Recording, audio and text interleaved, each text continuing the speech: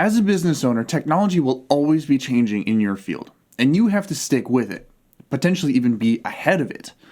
So, how do you learn it fast enough to make it available so that you can be comfortable with it to use it as soon as you get it? So, I want to propose a simulation, if you will, on what we'll be learning, what I'll be demonstrating to take you through to help to understand these steps. So let's say that you've been working with a microphone, a lapel microphone, goes into your camera, and you've been using your camera, and you're an editor, and you know how to do that kind of stuff. But you want to start a podcast. So you're going to have 4 people, that includes you, and you need to figure out how to get from the microphone, because you know about a microphone, obviously, to your computer now, or into your cameras, whichever one. Let's say into the computer, because you're not going to use cameras. It is a traditional podcast, no video. The microphone that I want for my podcast, I see that this cable, an XLR cable, is 3 pins. There's nothing that I can plug this into on my computer. So I need something to get it from one to the other. So I start looking, and I look at, and I do some research, and I find I need an audio interface.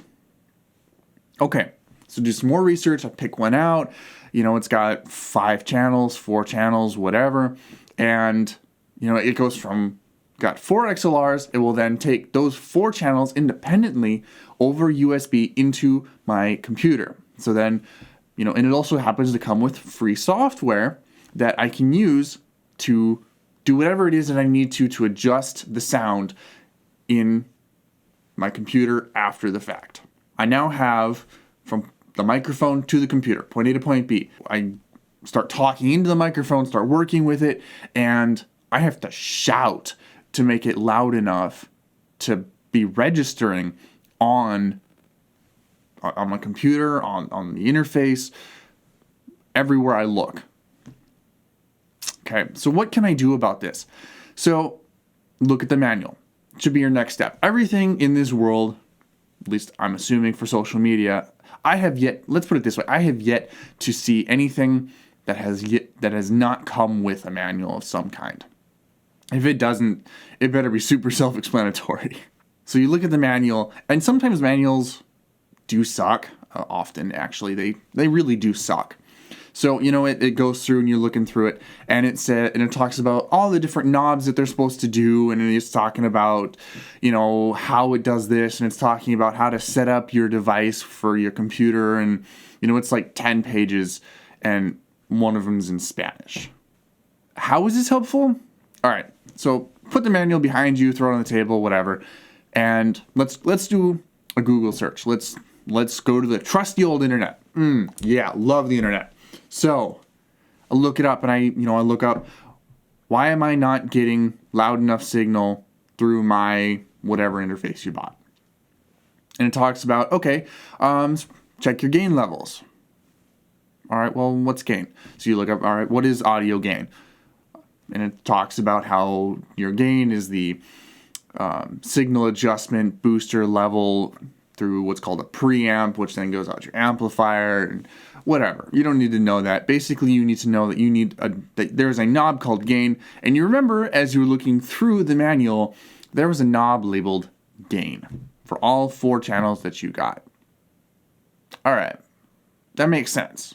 So you turn up the gain, and now as you're speaking into it, you're speaking in a normal person voice, because that's what you got to do. Just gonna put that out there. That you're finally getting signal, and so you turn it. I don't know, you just turn it up. Now this works. You get 4 people sitting down, you set the gain levels, and so that, they're nice and loud, or at least they register nicely on your computer, right? You're looking at meters. They're registering nicely for each person, depending on how loudly they are speaking. You remind them, well, let's speak in a nice, loud voice so that the microphone can pick you up well. And everyone's complaining, and you're hearing it too. There's a distortion in your headphones. All right, what could be causing distortion in my headphones? And it happens when only one person talks. It's distorting. What is going on here? All right, so you do a Google search again, right? And you find that there's something called a master bus. And when you exceed a certain level, that level is unity or 0, clipping occurs. And clipping often causes distortion. So it gives you a recommendation. Don't bring it above negative 12 dB, because then you can have enough headroom that you can adjust the signal as you make your changes post the official recording of the podcast. From here, you go through your first podcast and you go, all right, it sounded okay. It sounded good enough, I guess. So, I mean, what are we going to do? It wasn't quite loud enough, I felt. And, my master bus, instead of, way above 0, this time was only at like negative 10, negative 12. It's not loud enough. It's just, I have to turn the volume so far up. So what do we do? Well, let's play with it. What tools are included in the software that can boost the signal? So I turn the fader up. All right, it's closer. But, I just maxed out my fader, and now I have nothing left to give out of it. And I don't like that. So I look through it, and I find that there are tools for gain boosting. And there are tools to help limit if somebody decides to all of a sudden get super loud, called a compressor. All right? And in the compressor is a gain adjustment. You turn the gain up on the channels that you feel need it on those people, and you put a compressor on it so that it won't exceed too high. Trial and error, going back and forth, back and forth. What do I do? How do I make sure that this doesn't happen? A couple more podcasts go by, you're learning, you're playing with it, and it's going well. You finally think you got it. Each time you encounter new technology, start with what you know. Number 1, start with what you know.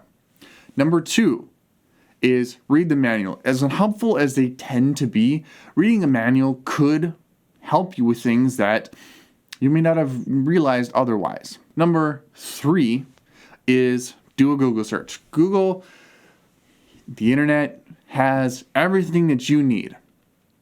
All you have to do is use the appropriate words, which you will learn through doing research, through reading manuals, through starting with what you know, through more searches. Number 4, play with it. Playing with it almost never gets you into trouble if you have a backup as required, as necessary. Having that backup means that you can play with it. You can turn every knob, every which way, every fader, every light on, all the way up, whatever, to make and play with it to get it exactly the way that you want. But at the end of the day, you can still have it the way that it was, the way that you knew that it worked. So thank you so much for watching.